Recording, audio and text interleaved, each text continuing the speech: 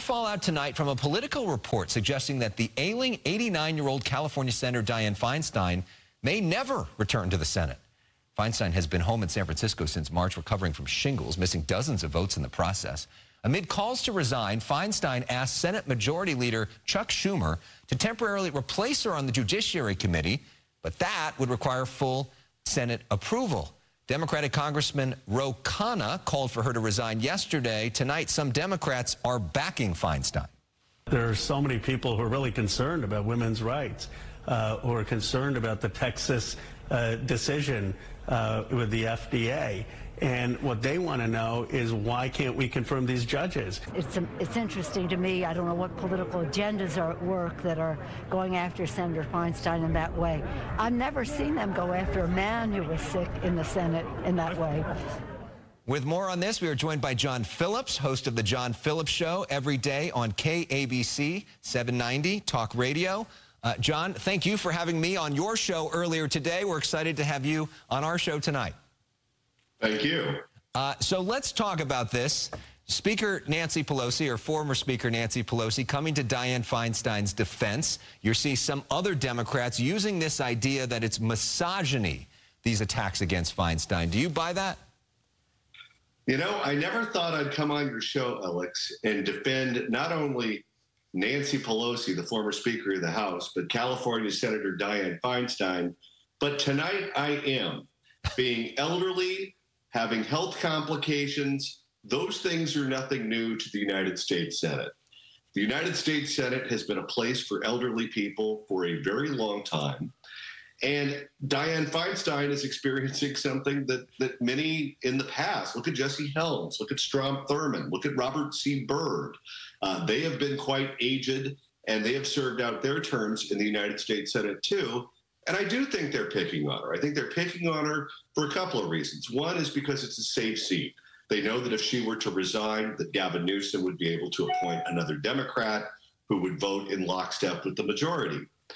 Also, they're upset with her because she serves on the Judiciary Committee, and that is, of course, the committee that approves judges before the judges can go before the Senate as a whole. But what's good for the goose is good for the gander. And if you're going to apply all of these rules to Dianne Feinstein, then do it to John Fetterman, too. Before you go after Dianne Feinstein, let's see if John Fetterman can draw the face of a clock. And I'm not talking about a digital one. Because every time I see that guy on TV, I feel like I could take his pulse and count to zero. Dianne Feinstein is more with it than John Fetterman. And if they want her out, then they should want him out, too. John Fetterman is, of course, the senator from Pennsylvania who had a stroke and has been battling depression as well. He's been out of the Senate for some time. It's also interesting, we should point out, that Ro Khanna, who is the person leading this, in Iowa today, potentially running for president one day, is a co-chair of Barbara Lee's campaign. Newsom has said that he would appoint a black woman to the Senate. That could be Barbara Lee, who's already running for the Senate, which would be good for her and be good for Ro Khanna. Seems like Nancy Pelosi, who's backing Adam Schiff, doesn't really like that maybe naked political ambition of Ro Khanna. Okay, let's talk about Governor Newsom and another topic that made me think of you as well. Gavin Newsom's top political advisor is this guy named Ace Smith, who is a top political advisor to most of the California Democrats. He gave an interview to our friend Carla Marinucci, and he talked about local reporting. Let's put this up on the screen. Here's what he said. The old saying, all politics is local. The opposite is true now. All politics is national.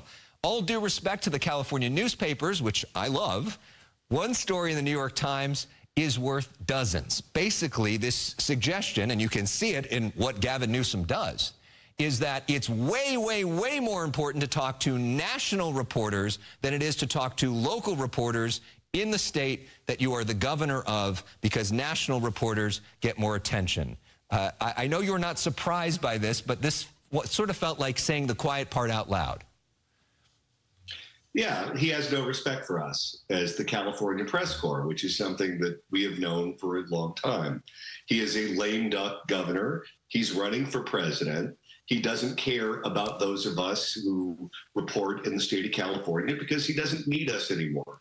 He figures that he would win a Democratic primary in the state of California going away. And if we have $30 to $40 billion in EDD money being stolen, who cares? If we have homeless people living all over the state, who cares? If crime is spiking all over the state, who cares? He's gotten all the juice out of the squeeze from us, so now he needs to appeal to the people of South Carolina and Michigan and Georgia and other states that matter in Democratic Party primaries, which is why he is visiting those states. Gavin Newsom has long looked at the California press corps and local issues in California as if it's AAA. And he's done playing for the Mud Hens. He wants to be called up to the Yankees. That's the attitude that he has, and that's the way that he's playing the game. The fact that they're honest about it is the part that surprises me, because we know that this is the way they think, but the fact that they're willing to just come right out and say it is something that I don't think I've seen before, even when Jerry Brown ran for president, when Pete Wilson ran for president, when Ronald Reagan ran for president. They at least feigned interest in issues that pertain to Californians. Gavin Newsom isn't doing that. Of course, we invite Governor Newsom on the show anytime to talk about local issues. John, we always appreciate hearing from you. Thanks so much. Of course, the John Phillips Show on 790 KABC Radio. Really appreciate it.